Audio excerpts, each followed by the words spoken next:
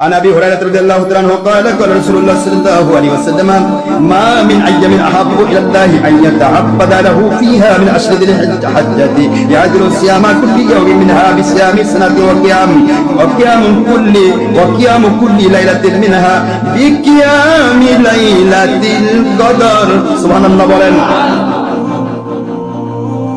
এই হাদিসটা মিশকাত শরীফে 128 পৃষ্ঠায় এসেছে, মিশকাতে, তিরমিজিতে, ইবনে মাজাহতে।